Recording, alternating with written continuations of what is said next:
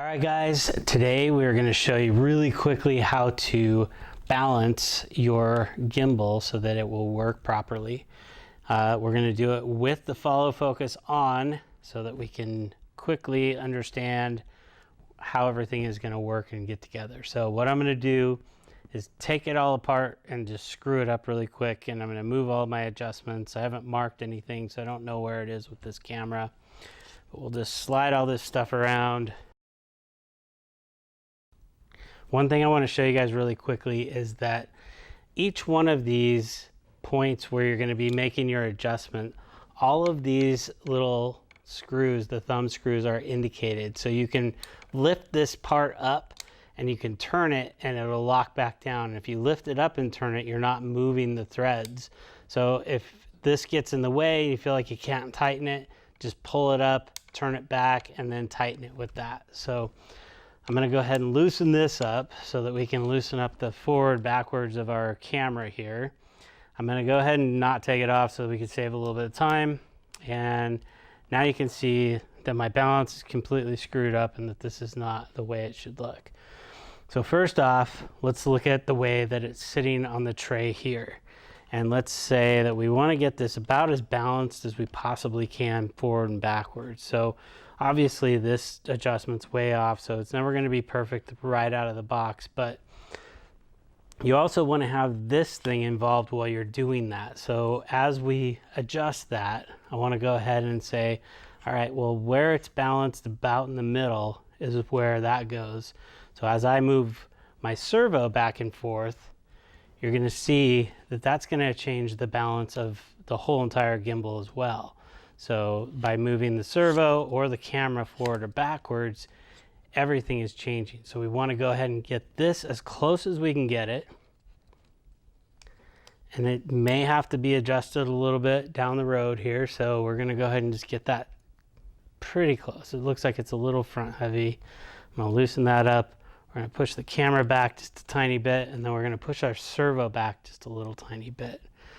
And I'm going to go ahead and snug up the servo so it's not flopping around, but I can still kind of twist things. Still a little heavy on the front. So let's go ahead and push the camera back. That looks pretty even there.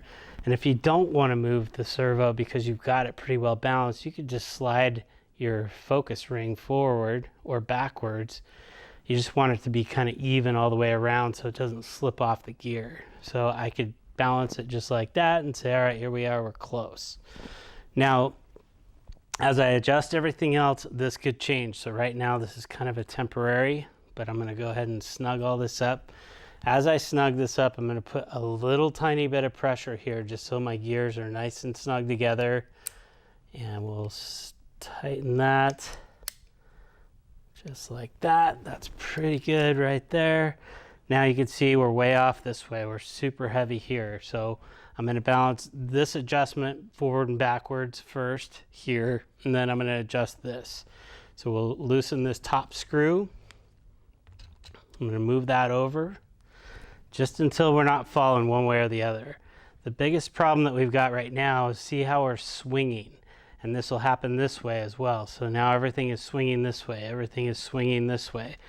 The reason that we're swinging is because we have too much weight down low. So the way to adjust that is this front adjustment here. And this is a fine adjustment right here. We want to balance this so that when you push the camera forward or you push the camera backwards, that it's not falling back or falling forward. So we're pretty close here, but we definitely need to come up just a little bit more.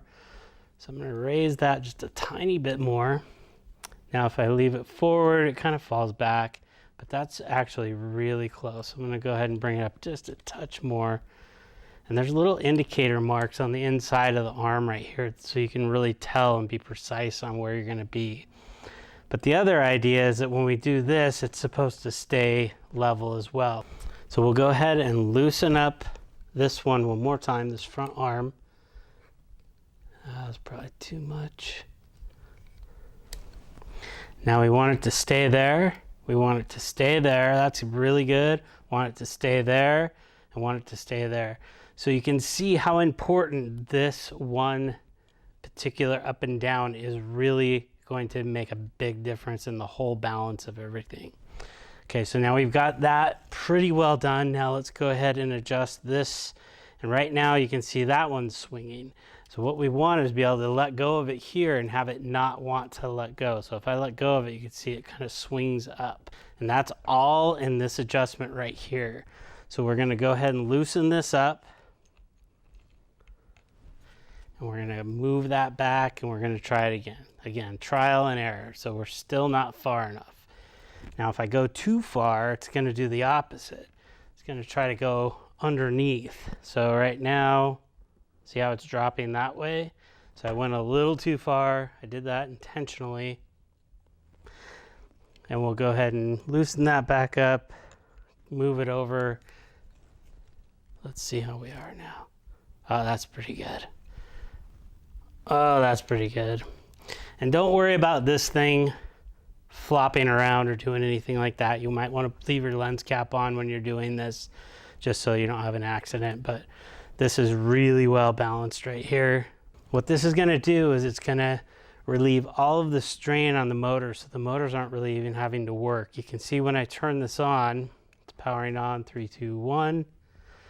See how little it had to move to get the motors where it's supposed to be. So you can imagine how little the motors actually are having to work as I'm doing this, because everything is in balance.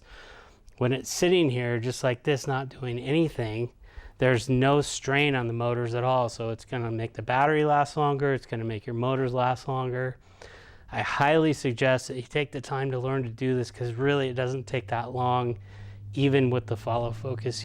I appreciate you guys watching. I hope this was helpful. If you have any questions, you can always reach out to us. Thanks so much, and keep it smooth.